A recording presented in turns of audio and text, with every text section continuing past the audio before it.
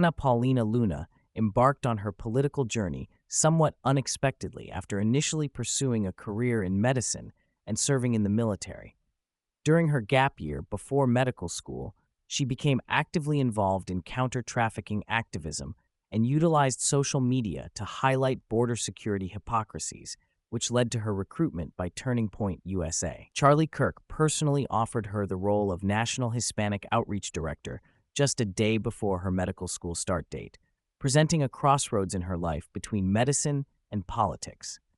She chose politics, recognizing that influencing policy directly in Washington was a more effective path to enacting change. Luna's experience working alongside Kirk deepened her awareness of the importance of political engagement rather than mere activism. This transition illustrates how social media and grassroots activism have become significant gateways into formal political roles, especially for young, ambitious individuals like Luna. Her decision to forego medical school for this career shift highlights a belief that political influence can have a profound impact on the country's future. The shock of Charlie Kirk's assassination resonated deeply with Luna, who described it as a traumatizing moment, paralleling national tragedies like 9/11 for her personally. She recounted first learning about the attack through her communications director and vividly witnessing the aftermath via videos she wished she had never seen. Kirk's death not only marked a personal loss, but also symbolized troubling divisions and toxicity within American political culture, where political violence feels increasingly normalized. Luna condemned those who jeered or celebrated during moments of mourning, emphasizing that such behavior speaks to a deeper sickness in the political environment. She expressed frustration with both the conspiracy theories that flood social media and detract from genuine understanding, and the polarized rhetoric that often escalates tensions. According to Luna, this environment contributed to an assassination culture emerging on the left wing, where differing political opinions can be met with calls for violence. The investigation into Kirk's death, especially considering possible foreign government interference, underscores the complexities inherent when politics, extremism, and outside influences converge.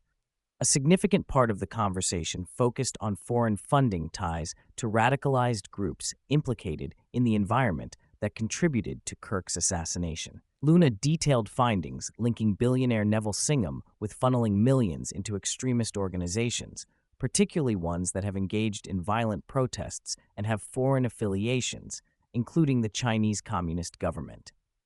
Singham reportedly funded groups like the Party of Socialism and Liberation and Salt Lake City Queers, the latter of which is under FBI investigation due to suspicious ties to the shooter. The foreign funding aspect adds a disturbing layer to domestic political violence, suggesting that external governments may be manipulating social and political unrest within the U.S. for their own strategic benefit. Luna also stressed how social media bot farms amplify divisive and misleading content, deliberately deepening discord.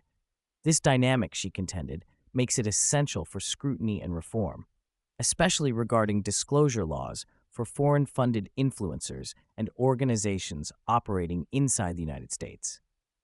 The dialogue then shifted to the role of social media platforms in shaping political discourse, with Luna revealing her first-hand battles against shadow banning and engagement throttling during her political campaigns.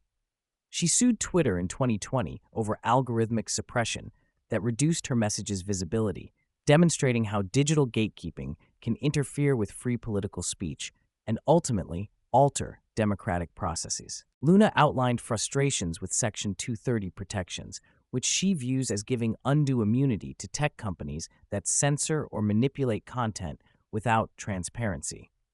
While intended to shield platforms from liability, these protections allow for covert suppression of certain viewpoints, raising election integrity concerns.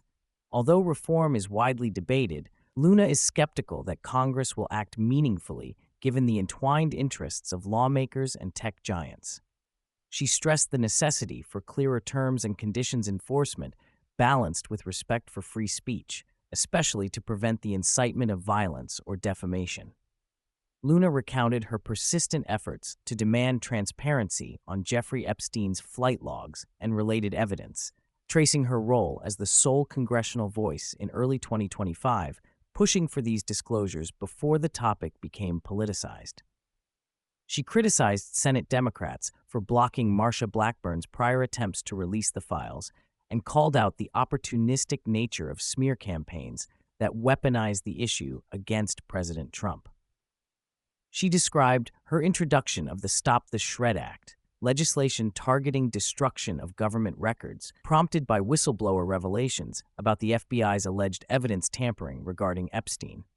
Luna argued that despite bipartisan victim narratives and ongoing lawsuits, much of the political class showed little consistent concern until the files could be exploited for partisan gain. This cynicism towards the political handling of the Epstein controversy reflects broader frustrations with politicized justice and selective transparency. A substantial part of Luna's narrative covered the ongoing investigations into the JFK assassination, a subject closely related to her Congressional Task Force's work on historical assassinations and declassified files. She spoke of extensive evidence suggesting multiple shooters and a coordinated cover-up by intelligence agencies, particularly noting the CIA's documented obstruction and misinformation campaigns during congressional probes. Luna highlighted the importance of bipartisan efforts and key figures like JFK expert John Newman, who meticulously analyzed files demonstrating government duplicity. New revelations, such as the suspicious travel of William Harvey, an operative involved in assassination programs, point toward a military intelligence conspiracy absent from the official narrative. The parallels Luna drew between JFK's killing and more recent political violence underscored her view of a recurring pattern of suppressing inconvenient truths for political stability. Luna also addressed the rising congressional interest in unexplained aerial phenomena, detailing the recent hearings that included first-hand military testimonies and revealing evidence like videos of UAPs deflecting missile fire. She differentiated between speculative alien theories and non-human intelligence, NHI, as suggested by whistleblowers, admitting the profound mystery surrounding these phenomena, but emphasizing the importance of transparency and fact-based inquiry. She further delved into metaphysical dimensions, discussing the CIA's Declassified Gateway project, which explores consciousness and possibly transcending physical reality. Reflecting on ancient texts such as the Book of Enoch and biblical lore, Luna suggested intriguing connections between spiritual narratives and modern UAP phenomena. Her Christian faith framed her perspective, cautioning against removing God from these discussions and warning about the dangers of naively engaging with unknown energies or spirits. The podcast featured an in-depth exploration of ancient religious and historical texts, focusing on the complex transmission and censorship that shapes modern understanding of the Bible and related works. Luna emphasized the Ethiopic Orthodox Church's preservation of ancient texts like the Book of Enoch, which was excluded from most Western biblical canons, noting its relevance to narratives of fallen angels and forbidden knowledge. She discussed the legend of Atlantis as transmitted orally over millennia before Plato inscribed it, indicating the fragility and distortion that naturally occur in long-term oral history. This uncertainty complicates efforts to discern factual history from myth or intentional theological editing, suggesting that many noble lies were crafted to maintain societal order. Such discussions tied back to the UFO and UAP phenomena, as some theories postulate connections between ancient civilizations, spiritual beings, and modern unexplained aerial events. Throughout the conversation, Luna highlighted systemic issues plaguing Congress, notably the overwhelming role of money, lobbying, and insider trading in shaping policymaking. She lamented the exorbitant campaign costs, her own race reportedly costing over $20 million, and the prevalent influence of special interest groups that compromise representatives' ability to serve constituents impartially. Despite these challenges, Luna is actively championing legislation to ban stock trading by members of Congress to curb conflicts of interest and restore trust. She described the entrenched resistance to reforms such as term limits, reiterating how long-serving members perpetuate a politically stagnant environment largely disconnected from voters' needs. Luna envisions a Congress more rooted in family values and genuine interaction with districts, reflecting a desire for cultural as well as institutional change. Luna's discussion of immigration emphasized the political manipulation of Hispanic voting blocs and the exploitation of border security for electoral gain. She critiqued the Biden administration's historically lax enforcement that allowed illegal entry and contraband trafficking, arguing that both parties benefit from maintaining divisiveness rather than resolving systemic issues. She advocated for reform that includes a temporary pause on immigration to process legal applicants effectively, harsher penalties for illegal entry when linked to criminal offenses, and support for fair labor practices that protect American jobs without subjecting immigrants to exploitative conditions. Luna criticized the dismantling of effective immigration oversight and the consequences of policies like DACA, suggesting these were political tools rather than genuine solutions, and called for a return to common sense, enforceable immigration laws, respecting sovereignty and fairness. Expanding on the Jeffrey Epstein scandal, Luna revealed that testimonies from victims' attorneys point to intelligence connections involving nations including Saudi Arabia, Russia, Israel, and key U.S. intelligence figures. She dismissed simplistic narratives, casting Epstein as a lone actor, asserting that the complex network of traffickers and powerful associates remains deliberately obscured. Luna criticized the delayed release of incriminating names due to ongoing litigation, but stressed that obtaining full transparency is crucial for justice. She exposed the exploitation of this issue for political attacks on President Trump, contrasting that with the prior inaction during the Obama and early Biden years when trafficking persisted with less public scrutiny.